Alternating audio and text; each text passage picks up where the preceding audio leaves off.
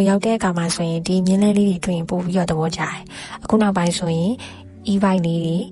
ပြီးတော့ OV လေးတွေရောပေါ့နော်အဲ့ဒါလေးတွေကဒီအညာရဲ့ရှင်ကျေးမှု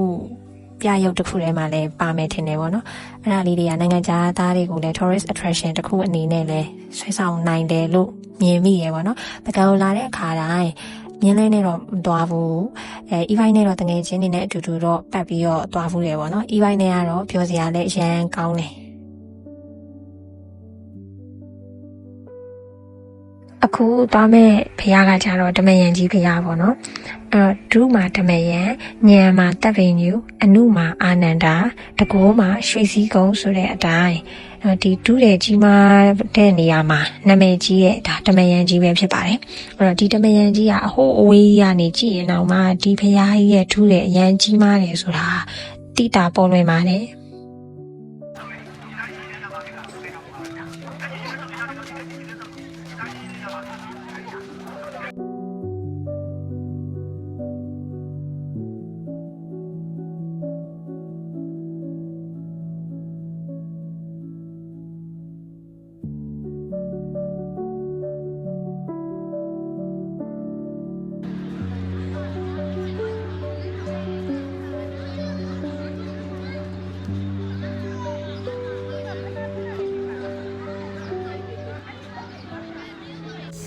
ဒီဖရားရဲ့တမိုင်းကြောင်းကိုရေးသားထားတာတွေထဲမှာတော့ဗောနော်ဒီ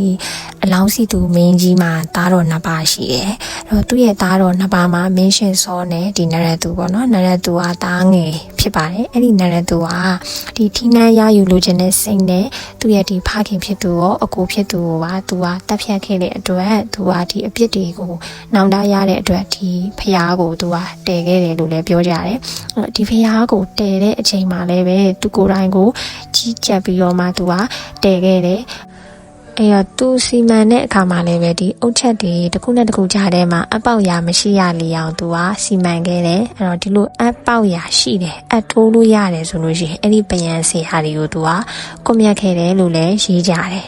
အဲ့တော့သူတေချာကိုစီးဆက်ပြီးလှုပ်တဲ့အတွက်ကြောင့်မလို့ဒီဖရားကြီးကိုသူအားဆုံးကန်းတိုင်အောင်အပြီးမတတ်နိုင်ခဲ့ဘူးဒါပေမဲ့ဒီဖရားကြီးရဲ့ဒုတယ်ဟာသူဒီလိုမျိုးစီမံပြီးစီးဆက်တေချာခဲ့တဲ့အတွက်ကြောင့်မလို့ပေါ့နော်ဒုတယ်ကြီးမားတဲ့နေရာမှာလည်းနာမည်ရတဲ့ဖရားဖြစ်ခဲ့တယ်ပြီးတော့သူ့ရဲ့ဒီစီထားတဲ့အုတ်ချက်တွေကိုကြည့်တဲ့အခါမှာလည်းပဲတကယ်ကိုကျန်တဲ့ဖရားတွေထက်ကိုပိုပြီးတော့မှ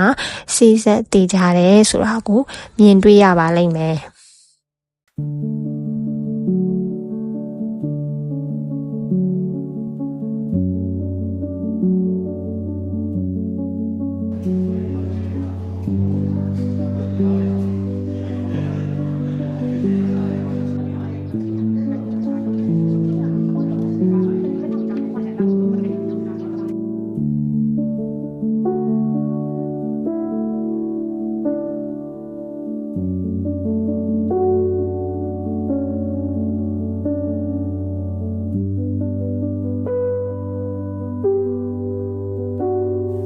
ဒါကကြတော့ဖရားရဲ့ဒီမြောက်ဘက်အချမ်းလို့ပဲပြောရမှာပေါ့နော်အဲ့ဒီဘက်ကနေထွက်ပြီးတော့ဒီကြည့်မယ်ဆိုရင်လည်းပဲသူ့ရဲ့ဒုတဲ့ကြီးမားပုံလည်းတေချာမြင်နိုင်တယ်ပြီးတော့အဲ့ဒီနေရာမှာလည်းပဲရှုခင်းအလှလေးတွေတွေ့ရပါလိမ့်မယ်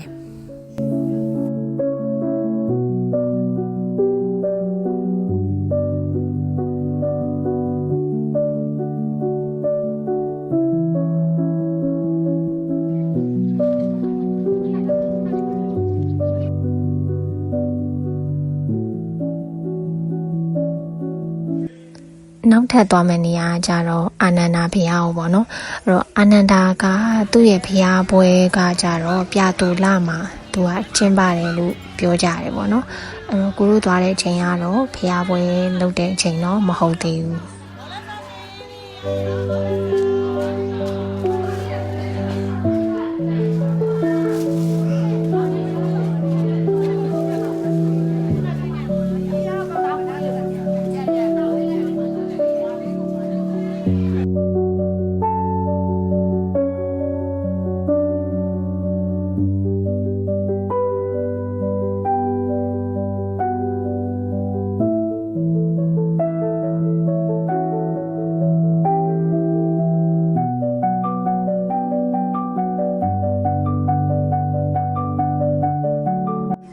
ဒီဖျားကိုတည်ထားခဲ့တာကြတော့ကျန်စစ်သားမင်းကတည်ခဲ့တာဖြစ်တယ်အနုမာအာနန္ဒာဆိုတဲ့အတိုင်းပဲဖျားရဲ့အတွင်းထဲမှာသူ့ရဲ့အနုပညာလက်ရာတွေကတကယ်ကိုပဲလှပတယ်ဆိုတာကိုမြင်တွေ့ရပါလိမ့်မယ်ဖះရဲ့အတွင်းထဲမှာဆိုလို့ရှိရင်ဗုဒ္ဓဝေစင်တူတော်ဒီအနုလက်ရာတွေအသေးစိတ်ထွင်းထူထားတာဖြစ်တဲ့အတွက်နော်အနုမှာအာနန္ဒာဆိုပြီးတော့မှစကားပုံလေးတွင်ကျဲလာတာပေါ့နော်